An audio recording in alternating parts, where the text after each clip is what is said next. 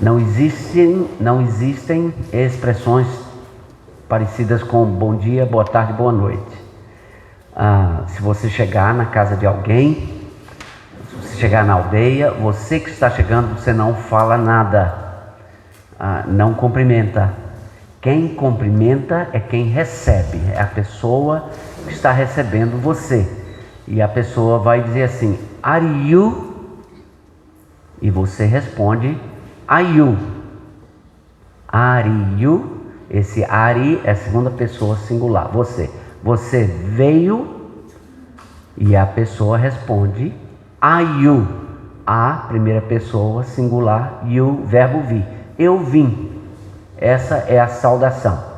Então a gente chega na aldeia, oh Noval, are you? Are you? Certo? Então, aqui eu teria que, se eu sou o pastor, vocês estão chegando, eu vou dizer, né? Are you, Apolinha? Are you? Você iria responder. Mas os Tembé e os Guajajara têm duas expressões. Eles têm uma expressão para a parte da manhã e tem uma outra expressão que inclui a tarde e a noite. Então, foi essa palavra que eu usei para vocês. Zanecuem. Zanecuem, aí já nos Guajajara e Tembé é quem chega que fala. Então, você chega, você fala Zanecuem. E a pessoa responde Zanecuem. Zané, primeira pessoa plural inclusiva. Quer dizer, todos, o que fala e o que ouve. Coem, amanhecer. Então é como se dissesse assim, nós amanhecemos. E a pessoa responde, nós amanhecemos. Nós entardecemos. Nós entardecemos. E esse entardecer significa também a noite. Então, vocês já aprenderam mais uma palavra aí. Se eu disser Zanecuem, vocês respondem o quê? Zanecuem. Só tem uma coisinha que complica um pouquinho mais. Os homens, se ele estiver falando para um outro homem, ele tem que acrescentar uma outra palavrinha no final. Então, se eu for cumprimentar o Pedro, eu vou dizer Zanecuem te, porque ele é homem, eu sou homem, então eu digo para ele Zanecuem te. Mas se eu for cumprimentar a irmã, eu tenho que dizer Zanecuem kun, porque ela é mulher. Zanecuem kun. Ela também, se for cumprimentar um homem, ela vai usar um termo que a mulher usa para cumprimentar o homem. Zanecuema, Zanecuemua, para o homem. E se ela for cumprimentar uma mulher, aí ela vai dizer Zanecuempa. Então, tem dois. E se você for falar para homens e mulheres, aí no auditório, então usa-se um genérico, o Zanecuem tua. Esse ua é plural, então Zanecuem tua, como eu sou homem, Zanecuem tua. Aí cada um responde, a mulher responde, Zanecuem kun, o homem Zanecuem te. E é assim que a gente cumprimenta. Tá bom? Então hoje pela manhã, a primeira coisa, vamos mostrar logo a foto, porque eu estou devendo. A foto do Elvis. Elvis não morreu. Cadê? Eu acho que poderíamos apagar. Eu vou projetar a minha apresentação dessa primeira parte, agora de manhã. Então, aí está. Então, esse aqui é o Elvis. Elvis tem uma história bem interessante conosco. Ele foi um cachorrinho abandonado na pandemia. E perambulando pela rua entrou na sede da nossa missão, onde hoje não é mais a missão propriamente, virou um condomínio porque os missionários americanos foram saindo e foram vendendo as propriedades e hoje virou um condomínio. E o Elvis ficou ali perambulando pelo condomínio e as pessoas ficaram com muito dó dele e alguém postou no grupo do condomínio, por favor, será que alguém poderia adotar o cachorro e tal? E eu queria, e a minha esposa não, porque ela disse, olha, vai dar muito trabalho, como é que a gente vai cuidar com as viagens e tudo? Eu disse, mas seria tão legal a gente ter um cachorro, né? Aí acabamos adotando o Elvis. E Elvis é cheio de traumas, parece que ele foi muito maltratado, muito maltratado. Já tinha feito cirurgia, a gente viu uma marca enorme, né, tal. Então hoje ele é assim, ele vai para onde a gente vai, e é um cachorro assim bem quietinho, muito dócil. E hoje é a atenção na aldeia, quando a gente chega, o Elvis está lá, e a criançada vai lá para casa para ficar olhando o Elvis e tudo, tá bom? Então ele viaja conosco assim na moto. Quando a gente vai de carro é mais tranquilo, né? Põe no carro, ele fica deitadinho ali. Na moto é um pouco mais complicado, mas ele vai, como eu disse, curtindo o vento e pegando aquela, né, bem tranquilo e tal, tá bom? Então essa é a foto dele. Ok, irmãos, eu não tenho falado muito até agora sobre esse aspecto linguístico que o Pedro propôs que a gente falasse, não é? Como foi que você pôs? Conhecendo o Pai na língua mãe, não é?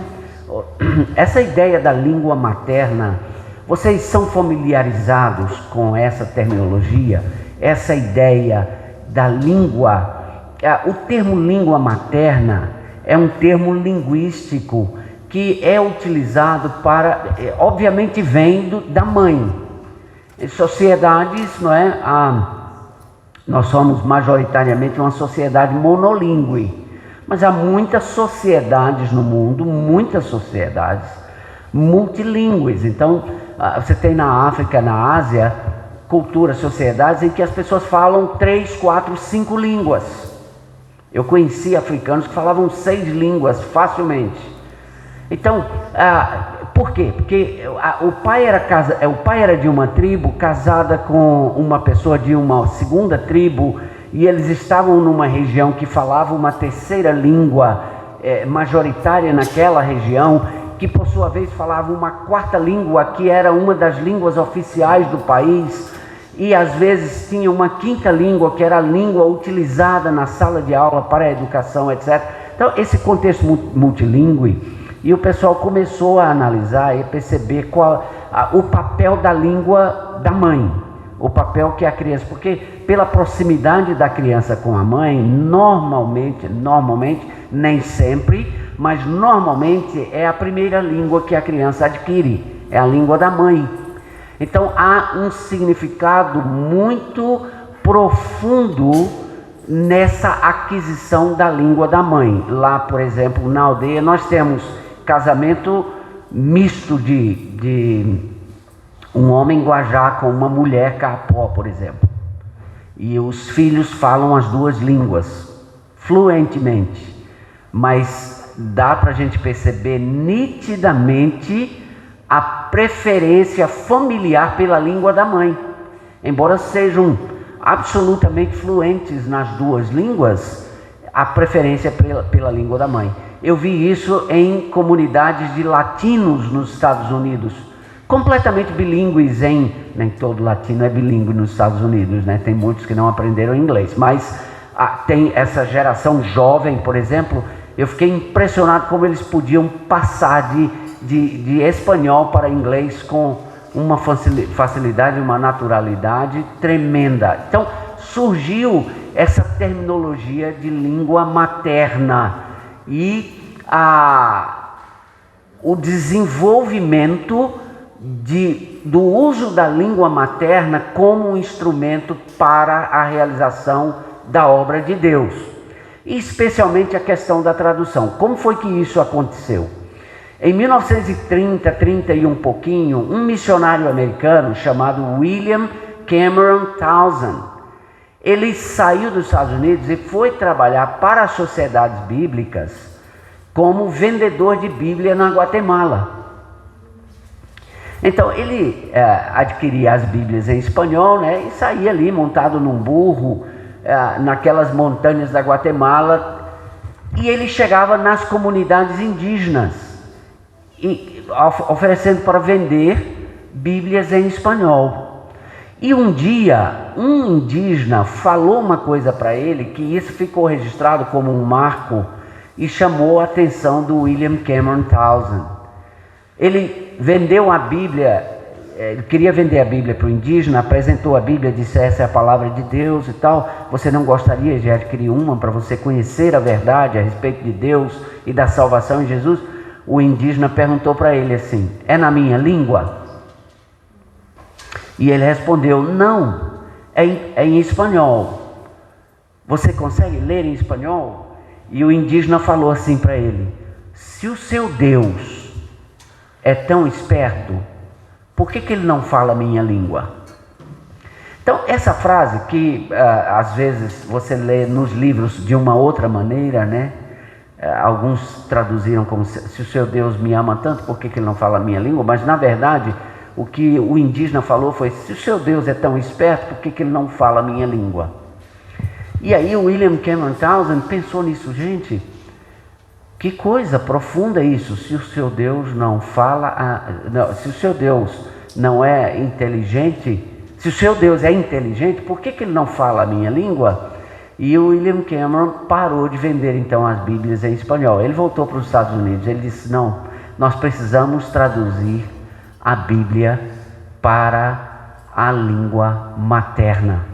E aí ele começa a estudar esse fenômeno da língua materna. E ele descobre uma coisa extraordinária. Vocês lembram da Reforma Protestante? A Reforma Protestante do século XVI deu um impulso único na história da igreja em relação à tradução das Escrituras. Porque se você pegar a história da igreja antes da Reforma, você vai contar nos dedos a quantidade de Bíblias nas línguas do mundo. Você vai contar nos dedos.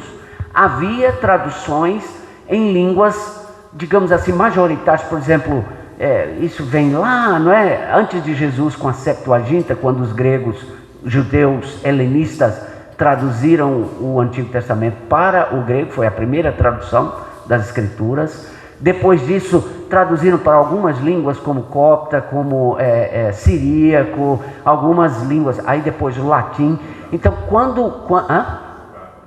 a Vulgata Latina, né, de Jerônimo, e aí a Igreja Católica disse: essa é a versão que nós vamos usar. Ninguém traduz mais para língua nenhuma. E a Igreja então passou a usar o latim como língua oficial, e a Igreja Católica meio que desencorajou a tradução das Escrituras. Com a Reforma e a ênfase no sola Escritura, um dos pontos fortes da Reforma foi a produção e promoção de traduções bíblicas para as línguas majoritárias da Europa. Mas aí ainda com um problema: eles só produziram traduções basicamente para línguas majoritárias: inglês, holandês, espanhol, mais para frente português e as línguas majoritárias. Mas ficou uma lacuna nas línguas minoritárias do mundo. Então o Uncle Cam, como era conhecido, né, ficou sendo conhecido na história, o William Cameron Townsend, ele criou uma missão chamada Wycliffe para a tradução da Bíblia. E ele começou a recrutar jovens, dar treinamento linguístico para que esses jovens fossem para as comunidades linguísticas ao redor do mundo e traduzissem as Escrituras na língua materna. Porque começou-se a perceber que, de fato, há elementos muito curiosos em relação ao uso da língua materna, até mesmo em pessoas multilingües, não é? Até mesmo em pessoas que são fluentes em 3, 4, 5 línguas, há um fenômeno de afetividade, de preferência, de uma série de valores que são expressos e adquiridos primeiro na língua materna. Então, eu tenho visto isso assim com muitos exemplos. Posso contar um rapidamente, porque, por falar nisso, me diga até que horas a gente vai, para eu controlar isso aqui direito. 10h20. 10h20. E aí ninguém sai depois, normal? Ok, 10h20. Ninguém sai. A foto vai ser aqui, tá bom. Alguém, quando tiver 10h10, você me dá um sinalzinho, por favor, para eu controlar direito. Ontem eu me perdi um pouquinho no tempo. Tá bom? 10h10, então você me dá um toque. Ok. Por exemplo, quando a gente estava promovendo a tradução Guajajara, os irmãos se lembram que eu fiz a revisão. Eu não traduzi a Bíblia Guajajara, quem traduziu foi um missionário chamado Carl Harrison, e eu fiz a revisão da Bíblia Guajajara. Então eu viajei por várias aldeias e aldeias que não me conheciam. Guajajara é uma tribo grande de mais de 20 mil indígenas no estado do Maranhão. Então eles têm centenas de aldeias, se talvez já no milhar ou mais. E aí eu cheguei numa aldeia que tinha igreja e missionários. E eles disseram, vamos fazer uma brincadeira com o pessoal daqui da igreja? Eu disse, pois não. Você vai para o púlpito comigo, você não vai falar nada. E eu vou iniciar o culto e tal. E depois eu vou te passar a palavra para você falar sobre a tradução que está sendo feita, né, para a língua deles e tal. Tudo bem. Então eu fiquei lá no púlpito tranquilo e o pastor começou o culto. O pastor não falava língua, dirigiu o trabalho em português e tal. Tudo bem. E de repente ele diz assim, olha, aqui está o pastor Norval, ele quer dar uma palavra para vocês. Ele é um missionário, veio de Belém, quer dar uma palavra aqui para vocês.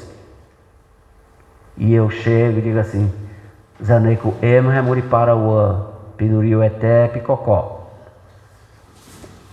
É um negócio assim, fora do comum. O Zé Eté, Bono! E um falava para o outro, dizia, mas como é que pode? Ele é branco, como é que ele sabe a nossa língua? E foi um alvoroço naquela aldeia, naquela manhã. Depois nós tivemos um churrasco e as pessoas chegavam para mim, mas como é que você aprendeu nossa língua? Porque temos missionários aqui, mas eles não aprenderam. Tem outros missionários, a gente conhece vários missionários, nenhum aprendeu. Como é que você aprendeu? E aí eu comecei a falar sobre a linguística, sobre a tradução e como eu tinha sido convidado para fazer a revisão daquela tradução e tudo. O poder, quer dizer, era uma comunidade bilíngue. Você fala com o Guajajara, ele fala português como qualquer um de nós. Uma comunidade completamente bilíngue. Mas o poder da língua materna era tanto que o fato de ter alguém que falava na língua... E eu já vi outras situações assim. Eu vi um missionário americano, por exemplo, que veio falar num congresso e ele pega o microfone e começa a falar em português. E os brasileiros, mas uau, como é que pode? Ele está vindo dos Estados Unidos, como é que ele fala português? Não é? A gente tem essas reações em várias situações, porque há de fato um elemento linguístico muito importante em relação à língua materna. E promover as escrituras nas línguas do mundo, nós entendemos que é estratégico para a comunicação do Evangelho. É como se as pessoas estivessem dizendo, se o seu Deus é tão esperto, por que ele não fala a minha língua? Então, hoje pela manhã, você pode começar. Eu quero colocar 2 referenciais teóricos, e obviamente eu já falo sobre isso nas igrejas. Essa apresentação já usei em vários lugares. E o título dela hoje é O Desafio da Tradução da Bíblia para Línguas Indígenas, especificamente, mas poderíamos estender isso para o desafio da tradução das Escrituras para línguas minoritárias ao redor do mundo. Deixa eu perguntar aqui, quem tem uma ideia de quantas línguas existem no mundo? Quem tem uma ideia? Pode chutar. 9 mil. Quem tem outra ideia? 3 mil. 3 mil?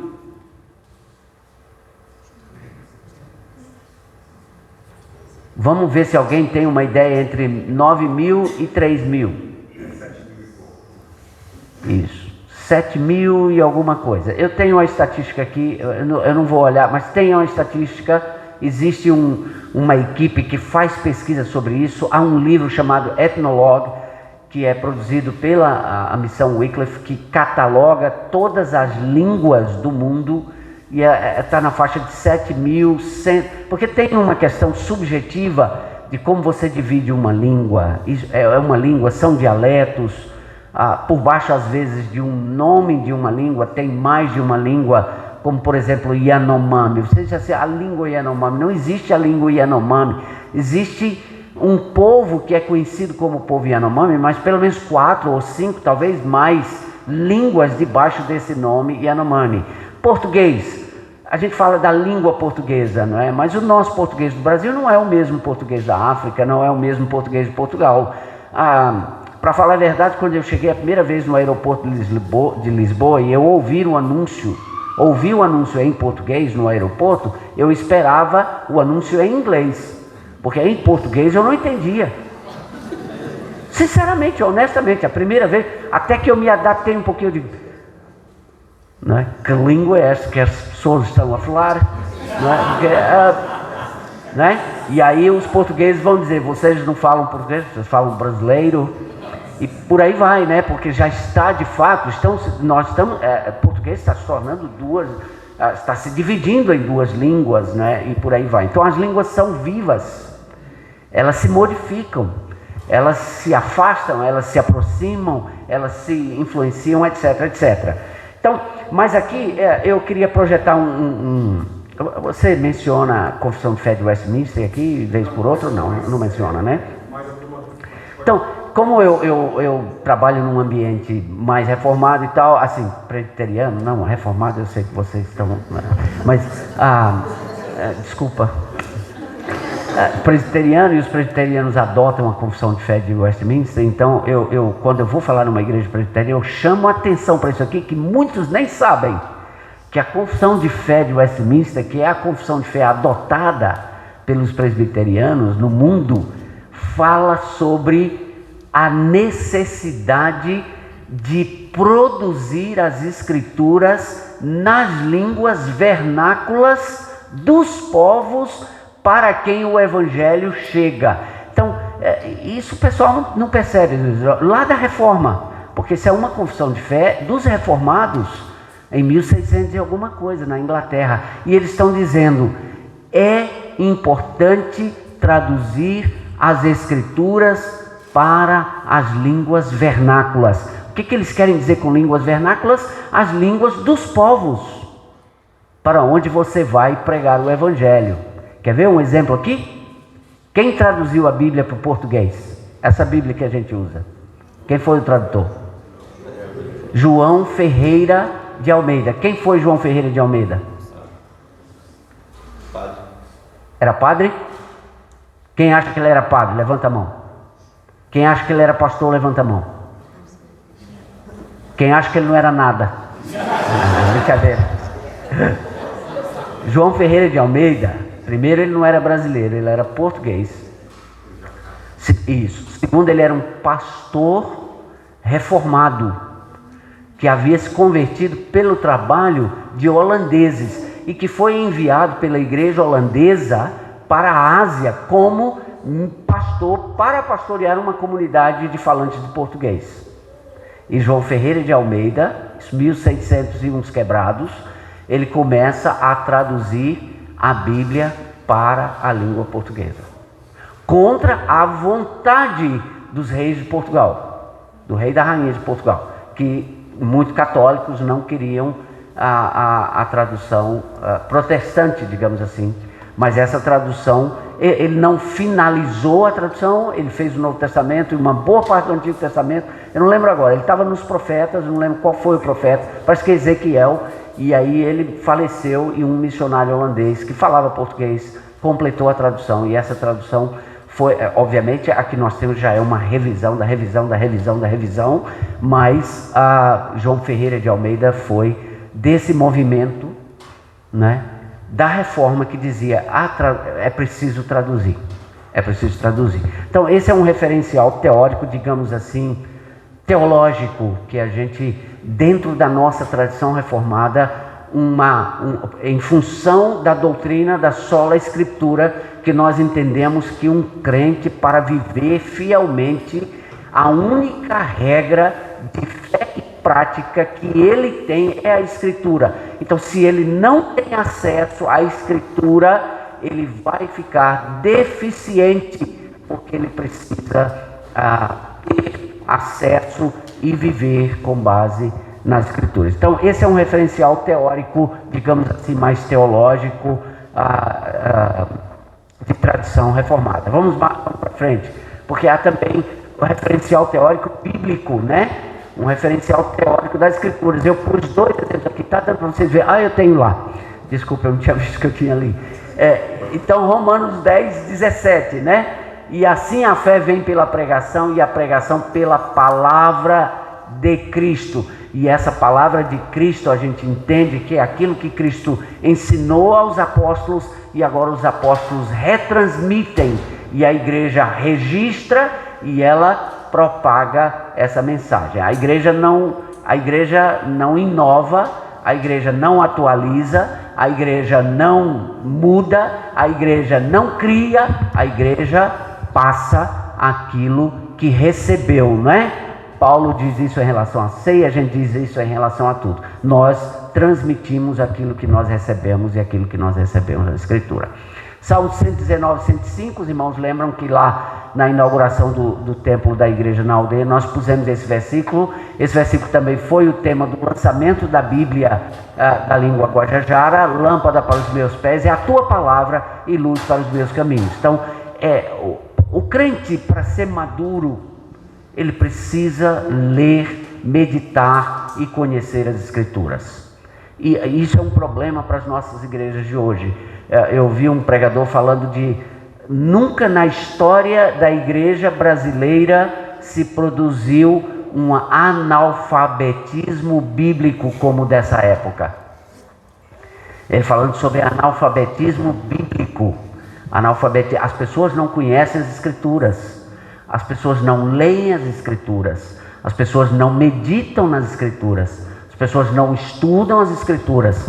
Então, analfabetismo bíblico é um problema, é o nosso referencial, não é? Hoje tem Bíblia, não é desculpa, não é? Você tem Bíblia, você quer uma Bíblia rosa para combinar com o seu vestido? Você pode comprar uma Bíblia rosa. Tem a Bíblia da mulher, a Bíblia do adolescente, a Bíblia do pastor, a Bíblia do presbítero, a Bíblia do diácono, a Bíblia disso, a Bíblia daquilo. Você tem, quer dizer, a versão A, B, C, D, E, F, G, nós temos 4, 5, 6 traduções em português à disposição, barata. A Sociedade Bíblica, eles não têm fim lucrativo, então eles vendem a Bíblia de forma bastante acessível. Tem Bíblia a R$5, tem Bíblia a R$10, tem Bíblia a R$20. Se você quer uma Bíblia luxuosa, tem Bíblia de R$100 também e tal, mas dá para ter acesso às Escrituras. E é o fundamento, Então a gente tem que partir a partir daqui, tá bom? Mas dessas 7.000 línguas ou mais que existem no mundo, alguém tem uma ideia de quantas não possuem absolutamente nada das Escrituras? Nada. Nem João 3,16. Quem tem uma ideia?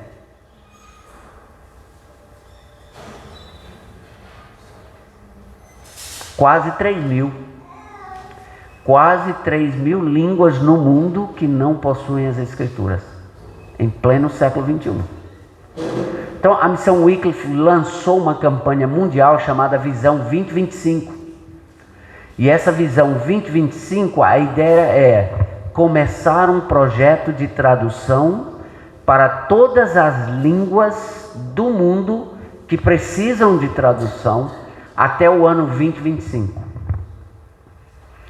E aí alguém pergunta assim, e a gente vai conseguir? Provavelmente não, porque nós temos ainda 2.600, quase 3.000 línguas no mundo sem tradução das Escrituras. E 2025 está chegando aí, né? Está chegando. Estava na lei quando foi lançada, né? 2025. Isso, exatamente. Então essa campanha, ela deu um impulso muito grande. Muitos novos trabalhos foram iniciados. Teve uma outra vantagem também, que as pessoas tem um jovem aqui, por exemplo, né? Eu estou citando o exemplo dos jovens, mas não tem que ser jovem no sentido cronológico de idade, né? Mas você está ouvindo aqui, eu estava no seminário e eu nunca tinha ouvido falar sobre isso. E eu estava com um talento enterrado, não porque eu mesmo tivesse enterrado, mas porque eu não sabia, não tinha oportunidade. E de repente um missionário da Wycliffe visita o seminário, Dr. Gilberto Pickering, das grandes autoridades em manuscritologia do Novo Testamento, é missionário aqui no Brasil, gastou uma boa parte da vida lá no Amazonas com o povo Apurinã, e ele chega no nosso seminário para dar uma semana de estudo, e ele começa a palestra dizendo, ele era um homem assim, ele é uma pessoa muito curiosa.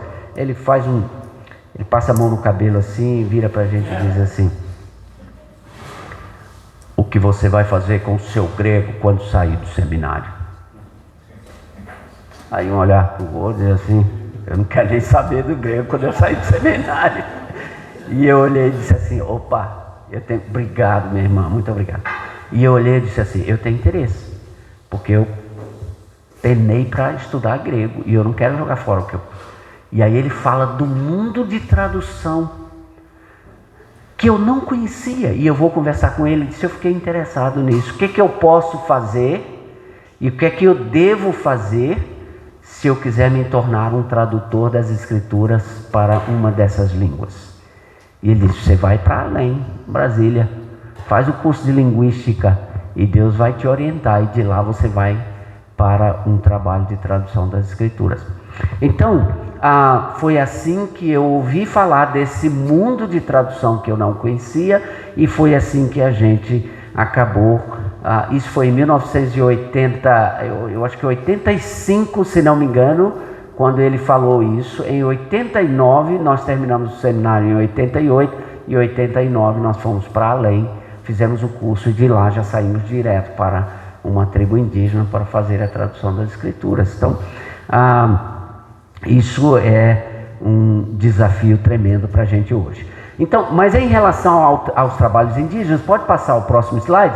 Deixa eu falar aqui sobre algumas características. Eu vou bem rapidinho aqui, irmãos, sobre o trabalho entre indígenas. É mais assim, para esclarecimento de algumas coisas para os irmãos, tá bom? Porque o que eu noto é que a igreja não tem muito conhecimento sobre esses aspectos do trabalho indígena. E às vezes ela faz algumas cobranças dos missionários que trabalham entre povos indígenas, exatamente por não conhecer essa realidade desse tipo de trabalho. Então veja, primeira característica, é demorado. Você não traduz o Novo Testamento em 1 ano. Você não traduz em 2 anos, nem em 3, nem em 4. Se aqui no Brasil ninguém traduziu em 5, ninguém traduziu em 6, ninguém traduziu em 7, ninguém traduziu em 8, ninguém traduziu em 9, ninguém traduziu em 10, ninguém traduziu em 11, ninguém traduziu em 12, ninguém traduziu em 13, ninguém traduziu em 14, alguém traduziu em 15. Recorde. Gênio traduziu em 15. A maioria traduziu em 25, alguns em 30 e alguns ainda em quase 40. É o trabalho de uma vida. Porque eu já falei sobre isso, não vou repetir. Você chega numa comunidade dessas para aprender uma língua, não é como aprender inglês, não é como aprender espanhol, não é como aprender alemão, que você tem recursos e mais recursos à sua disposição. Você é o seu professor, de certa forma. Você estabelece o seu método. Você tem que ir do zero para adquirir e aprender essas línguas. Então, é um trabalho demorado. Nós passamos 4 anos entre os Auaguajá, sem comunicar o Evangelho, sem traduzir as Escrituras, só aprendendo, grafando, descrevendo, produzindo material, estudando a língua e a cultura, para conhecer realmente com profundidade, para a gente começar a traduzir. 4 anos. Então, e aí o que acontece? As igrejas começam a ficar impacientes. Como eu estou ficando velho, eu vou perguntar para vocês se eu disse o que... Porque aí vocês têm que me dizer, não, o senhor já falou sobre isso, ou não. Eu já falei para vocês que fui chamado uma vez por uma igreja, depois de 3 anos, porque com 3 anos não tinha nada, nenhum crente, nada, e a igreja me chamou. Era uma das principais mantenedoras do nosso trabalho. Metade do nosso centro vinha dessa igreja. E na minha denominação, a igreja é dirigida por um conselho de presbíteros, né? Fui chamado à reunião do conselho. Meu irmão, e aí, como é que está o trabalho e tal? Como é que estão as coisas lá? E a igreja? Ô irmãos, não tem igreja. Não tem igreja? Não, não tem igreja. Não tem crentes? Não, não tem crentes.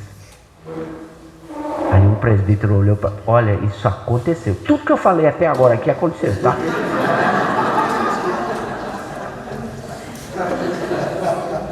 É porque tem umas coisas assim, tão assim, que eu acho que vocês estão olhando assim, esse pastor aí tem história, viu? E um presbítero olha para mim e diz assim: você tem certeza que você não está em pecado? Sério, cara? Desse jeito. Você tem certeza que você não está em pecado? Hoje pela manhã, no texto que eu estava lendo da minha devocional, era o pecado de Acã. Josué, né? O camarada vai lá para a batalha, e aí quando eles derrotaram Jericó, o cara pega escondido ouro e capa e não sei o que, enterra na barraca, e aí Josué manda uma turminha para derrubar a cidade de Ai, e eles são derrotados, e aí a turma diz: não, tem alguma coisa errada aqui, o que aconteceu, tal, e aí eles vão família por família, tribo por tribo, até chegar no Acã, né? Foi você, o que aconteceu? Ah, pois é, eu peguei, escondi e tal, estou com um pecado oculto. E Deus não abençoou e não deu vitória, porque o camarada estava com um pecado oculto. Então o presbítero pensou que esse missionário é um Acã. Ele está com um pecado aí escondido, e Deus não está abençoando o trabalho por causa do pecado oculto. 10:10. Então, aí eu disse para ele, eu disse: olha, meu irmão, se você estiver pensando assim, que eu estou em adultério, porque o pessoal pensa logo em adultério, né?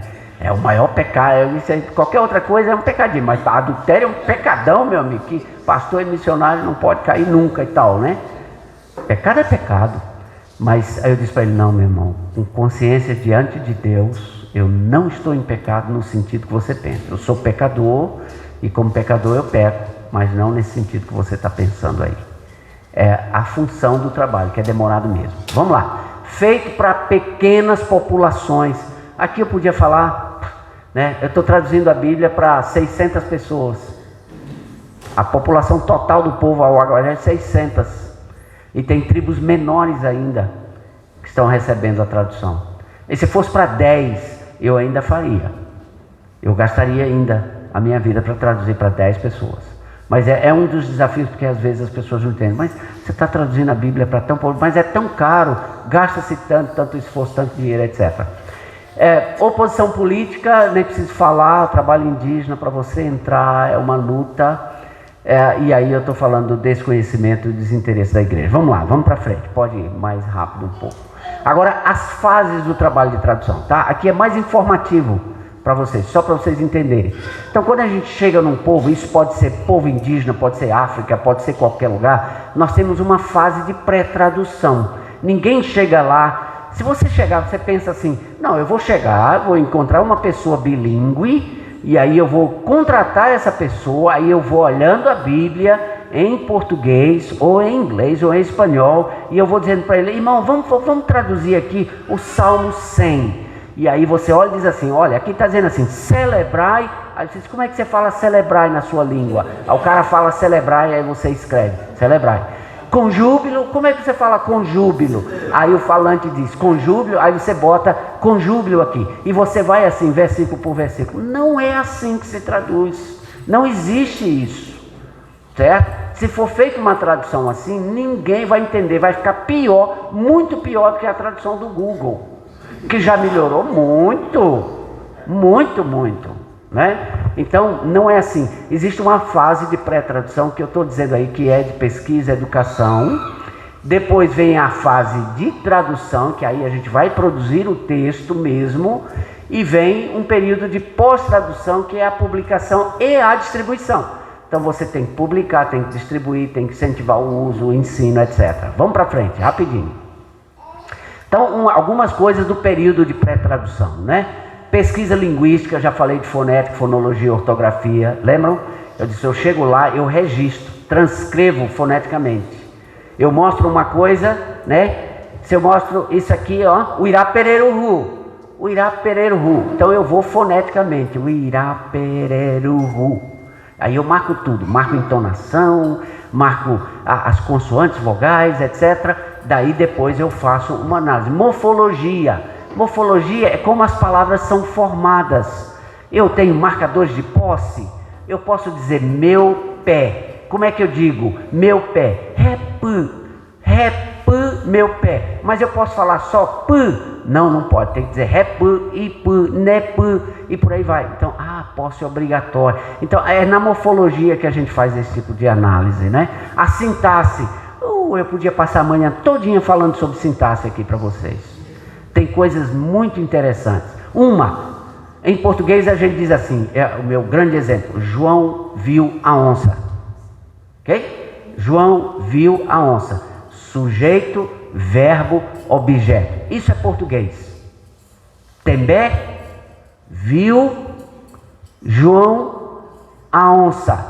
É uma língua V, verbo, S, sujeito, O, objeto. Guajá, João, Yawarurua, Tchá, sujeito, objeto, verbo. Então é uma língua verbo final. Existem correlações na análise do discurso, línguas que são VSO, ou verbo, sujeito, objeto. Elas geralmente têm isso, tem aquilo, tem aquilo, tem aquilo outro. O adjetivo precede o sujeito, não tem preposição, tem pós-posição. Então é um mundo linguístico que você tem que descobrir antes de começar a traduzir. Porque se você não fizer essa pesquisa, você não vai produzir uma tradução de qualidade. Morfologia, sintaxe, discurso. Discurso é uma das áreas novas no mundo da tradução, mas é fundamental para que a gente possa traduzir fazer uma tradução compreensível, fiel e realmente aceitável. Então por aí vai. Pesquisa antropológica, eu tenho que pesquisar rituais, eu tenho que ver a cosmovisão, eu tenho que ver as relações sociais. Por exemplo, aí você diz assim, mas tem a palavra tia, né? Eu lembro, revisando o Antigo Testamento, tem um mandamento lá que diz assim, que o homem não pode dormir com a tia. Está lá, não pode dormir com a tia. A gente está em Guajajara. Aí o indígena fala assim, mas peraí, mas qual tia? Está falando da irmã do pai ou da irmã da mãe? Como assim? Não, tem diferença para nós. Não existe palavra tia na nossa língua. São termos distintos para a irmã do pai ou para a irmã da mãe. E agora, qual é que você bota? Você não pode dormir com a sua tia. Se a gente dissesse assim, você não pode dormir com a irmã da mãe, você não pode dormir com a irmã do seu pai. Qual das duas? As duas. Não é? Porque no hebraico é um termo que engloba as duas. Então, como na língua guajajara não tem um termo que englobe as duas, eu tenho que botar as duas. Você não pode dormir com a irmã da sua mãe. Você não pode dormir com a irmã do seu pai. Pronto, o texto é fiel, tá vendo? Mas se eu não descobrir isso aqui na análise, eu vou fazer uma tradução capenga. Tem tanta coisa nisso aqui que eu podia falar, mas o tempo... Por exemplo, uma vez a gente estava traduzindo a história de Samuel, né? Lembra da história de Samuel? O pessoal leva a arca e coloca lá no templo de Dagon. Coloca a arca do lado da estátua de Dagon. De manhã o sacerdote de Dagon vai abrir o templo, a estátua está caída de frente da arca. O deus Dagon, a imagem está derrubada em frente da arca. Aí nós traduzimos, caída em frente à arca. Aí eu estou testando na tradução com outras pessoas na comunidade. E aí uma pessoa, olha que coisa incrível, isso é semântica. A pessoa diz assim, mas espera aí, como é que estava essa estátua? Eu disse, ela provavelmente estava assim, em pé, no chão. E ela caiu em frente. Nós só temos o verbo caiu, né? Caiu. Eu disse, não, então está errado. O verbo, obviamente ele não disse o verbo, mas ele disse assim, essa palavra que vocês usaram aí, não é assim que a gente fala não. Nós tínhamos usado o verbo uá. Uá, caiu. Mas o uá é cair assim, bum, de cima para baixo. Se a coisa está no chão e a coisa caiu assim, é yará. Yará. Aí nós mudamos. Tá. Então, yará. Yará em a estátua yará. Percebe? Então, você tem que pesquisar essas coisas. Só para a palavra pegar, tem cinco palavras para pegar, enguajar. Você vai pegar uma fruta assim, é um verbo. Você vai pegar no chão, é outro verbo. Você vai pegar puxando, é outro verbo. Você vai usar algum instrumento para pegar, então é outro verbo. E por aí vai. E você vai descobrindo essas coisas antes da tradução. Percebem? Como é uma coisa delicada que exige realmente muito estudo.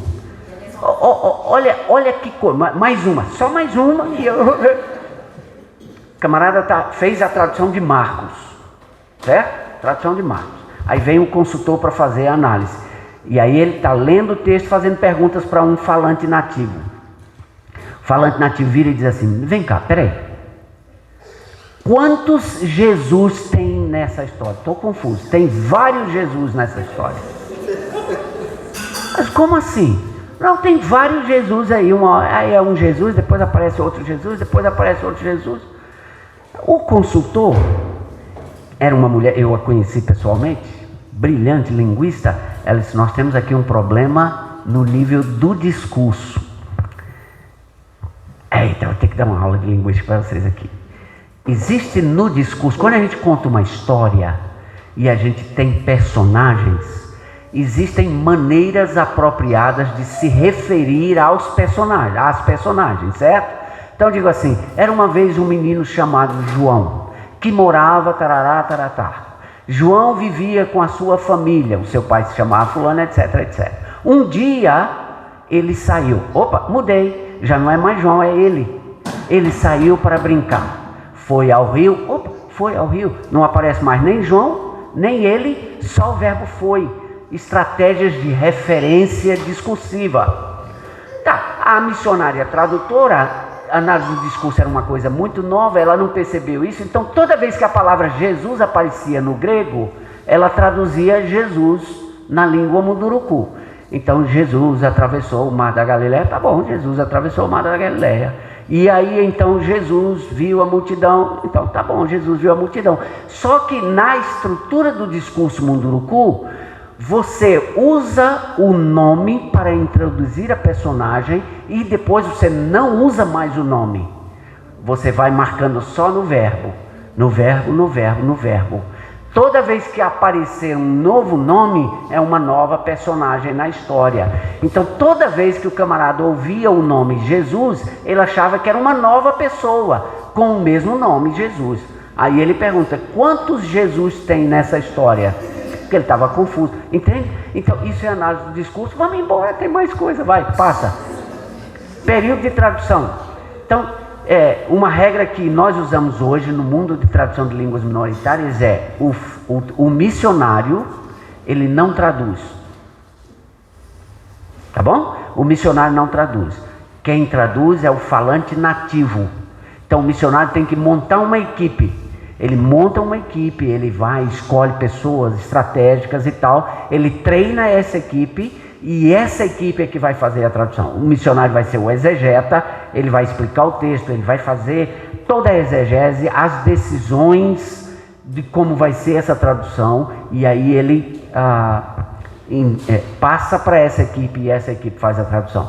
Então a forma de como ele vai trabalhar, a metodologia que vai ser usada, o tipo de tradução que vai ser usado, tudo isso é decidido aí nesse período de tradução. Vamos para frente, rapidinho, para ver se a gente termina. Aqui eu falo sobre os desafios internos, aí depois eu falo de desafios externos. Não vai dar tempo fazer tudo, mas vamos lá, então um desafio, por exemplo, é em relação a que tradução, que tipo de tradução a gente vai fazer. Vai fazer uma tradução formal, palavra por palavra, vocês já viram que não dá certo, né? Essa palavra, na mesma ordem, porque as línguas têm ordens diferentes, elas têm estruturas diferentes, então não dá. Equivalência funcional ou dinâmica, teoria da relevância, teoria discursiva. Então esse é um mundo, existe um mundo de tradução e discussões de tradução. Por exemplo, em português, qual é a Bíblia que você mais prefere? Temos corrigida, temos Almeida atualizada, Agora temos a Nova Almeida atualizada, nós temos NVI, nós temos a Mensagem, nós temos Nova Tradução na Linguagem de Hoje, nós temos Nova Versão Transformadora, temos várias, né? Algumas são mais equivalência formal, literal, palavra quase por palavra do hebraico ou do grego. Nenhuma é 100% literal, mas algumas são bem mais literais do que outras. Então o missionário tem que fazer essa decisão. Eu não pude fazer uma tradução mais literal ou mais formal para o Zauaguajá, e geralmente os missionários que traduzem para línguas indígenas optam por uma tradução mais funcional. Isto é, você pega o texto, o sentido do texto, e você põe na forma da língua, sem que isso seja palavra por palavra. Então, às vezes, tem que substituir determinados itens, determinadas coisas, mas eu acho que não vai dar tempo de falar sobre isso. Vamos mais? 3 princípios básicos. Aqui eu vou mencionar porque eu acho que é interessante. Como é que a gente diz, então, se uma tradução é boa ou não? Porque uma tradução pode ser boa, pode não ser boa. Ela pode ter boa qualidade, pode não ter boa qualidade. Primeiro, ela precisa ser exata com relação ao texto original, não é? Então, é por isso que um tradutor precisa estudar, porque ele precisa fazer exegese, ele tem que conhecer línguas bíblicas, hebraico, grego, né, aramaico. Se ele não conhece, ele tem que saber usar as ferramentas e buscar os universitários, que são muitos, estão aí, né? E a gente tem mecanismos para ir para esses homens, essas mulheres que estudaram, e ver o que eles falaram sobre aquele texto, não é isso? Então, mas o texto tem que ser um texto sólido, exegeticamente falando. Não, eu não posso dizer o que eu penso. Teve uma vez um Tembé que disse, não, você precisa mudar isso aí. Isso aí não tá bom, isso aí não estou gostando disso aí não, porque estava falando contra a cultura, né? E eu disse para ele, não, mas aqui é a palavra de Deus, eu não tenho autoridade para mudar. Essa palavra aqui é a palavra de Deus. Você tem que resolver esse problema aí com Deus. Eu não posso, eu não vou me meter no meio, tá bom? Então, o segundo princípio precisa ser clara quanto à língua, e é por isso que a gente faz testes de compreensão, para ver se o indígena está entendendo, ou o falante nativo, seja onde for, se ele está de fato entendendo. E o terceiro é um estilo natural, não é? Eu preciso que o indígena me reconte aquela história para eu perceber se aquela tradução... Vocês já ouviram a expressão feito a facão? Vocês conhecem a expressão feito a facão? Não existe não. É do norte, né? Feito a facão. Se essa mesa aqui fosse se esse púlpito fosse feito a facão, como seria? Seria lisinho assim? Teria esse formato, essas coisas? Claro que não, não é? Teria muita imperfeição. Então a gente usa a expressão lá, tradução feita a facão. A tradução não pode ser feita a facão. Ela precisa ser uma tradução burilada, ela precisa ser polida, ela precisa... O indígena precisa ouvir, e ele não pode dizer assim, isso foi feito por um estrangeiro. Porque eu estou percebendo que isso aí foi feito por um estrangeiro, né? Em formas de palavras que foram mudadas em ordem, coisas assim, tá bom? Então esse é um princípio importante. Acabou o tempo? Acabou o tempo, passa só mais um. Deixa eu ver o que é que tem aqui. Pronto. Vou parar aqui, tá bom? Mas vamos falar sobre os desafios de traduzir termos especiais. Isso aqui é um dos maiores desafios da tradução para línguas minoritárias. Qual o termo que você vai usar para Deus, para pecado, para perdão, para salvação, para várias coisas assim? Porque, veja bem, não é só uma questão linguística, é uma questão cultural também, não é? Então, há conceitos que são conhecidos, há conceitos que são desconhecidos, e aí a gente tem que fazer toda uma decisão em relação a isso. Eu já contei para vocês, os indígenas queriam que a gente usasse a palavra tapana para Deus. Eu disse, não dá para usar essa palavra para Deus.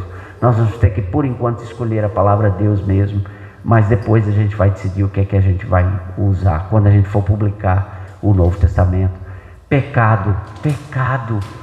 Aí você diz assim, de fato, existe o pecado e tudo, mas nem sempre há uma expressão para pecado. A salvação, Deus salva de quê? Jesus salva de quê? O que é salvação, meus irmãos? Se eu perguntasse para vocês hoje, o que significa salvação? Algumas coisas a gente recebe e elas são tão assim, já incorporadas, que a gente nem pensa mais, né? Mas o que significa salvação? Entende? Todas essas coisas. Então, são muitas decisões que nós temos que tomar, são desafios que, aí eu estou chamando de desafios internos, que são inerentes ao trabalho de traduzir. E eu não falei, eu iria na apresentação falar dos desafios externos, da oposição, dessa questão da relação com a igreja, da relação com o povo, da relação com o governo. Tem colegas nossos que trabalham, por exemplo, no Oriente Médio, que eles trabalham à distância, sob muita pressão, no norte da África, em situações na Ásia, em que eles têm que estar fora do país, trazer a equipe para fora, treinar, escondido. Eu tive um professor americano que era consultor, ele está em algum lugar da Ásia hoje, fazendo consultoria, e ele contou a experiência dele ir trabalhar com a equipe de tradução, falantes nativos de tradução, em que ele tinha que entrar escondido, literalmente. Sabe o que é você se disfarçar, e aí de noite, enquanto um dos crentes olha de um lado para o outro e diz assim, vem, e ele entra numa casa, fica escondidinho lá no fundo, sem falar alto, observando o tempo todo, trabalhando com aquela equipe, fazendo as sugestões, as mudanças, e depois ele vai embora de novo e some daquela situação, e ninguém sabe quem é ele, onde ele está e por que ele está fazendo aquilo. O governo recebe um outro tipo de informação, de vista, etc. Então isso é muito comum.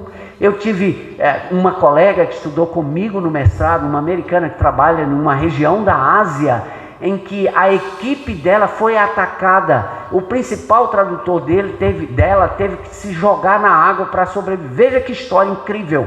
Eles se esconderam na igreja e terroristas islâmicos cercaram a igreja. Só que antes de cercar, ele conta o testemunho. Ele diz que uma voz dizia para ele assim, sai da igreja, sai da igreja. E ele disse para os irmãos, alguma coisa me disse que a gente tem que sair daqui. E o pessoal, não, mas aqui é o lugar mais seguro. Ele disse, não, mas a gente tem que sair daqui. E o pessoal, não, mas aqui é o lugar mais seguro. Ele disse, olha, se vocês quiserem ficar, vocês ficam, mas eu vou sair. E ele sai. E no momento que ele vai saindo, se caminhando para o rio, a igreja é metralhada completamente e todo mundo morre. E ele se joga no rio e sai nadando, não sei a distância, tanto tempo, para depois chegar num lugar e mandar uma mensagem para ela e dizer, olha, o nosso pessoal foi morto e eu só sobrevivi porque eu me joguei na água. Hoje, acontecendo nesse tempo em outras partes do mundo, enquanto a igreja brasileira fala sobre prosperidade, tem gente morrendo por causa da fé. Isso é um pecado, meus amados irmãos. Isso é um pecado, enquanto a gente senta aí legal, bonito, no conforto, e a gente fica dizendo, diga para Deus, Deus eu reivindico, Deus eu quero, Deus me dá isso, Deus me dá aquilo. Tem crente morrendo por causa da sua fé no mundo, e a gente como igreja brasileira está sentando como filho mimado, tratando Deus como se fosse um pai obrigado a dar tudo para a gente. Desculpa, vou parar, voltar a ser um pastor presbiteriano. Meus irmãos, muito obrigado. Que Deus abençoe. A palavra com Pedro. De vez em quando eu tenho esses momentos assim pentecostais. Uau. Gente, muito bom.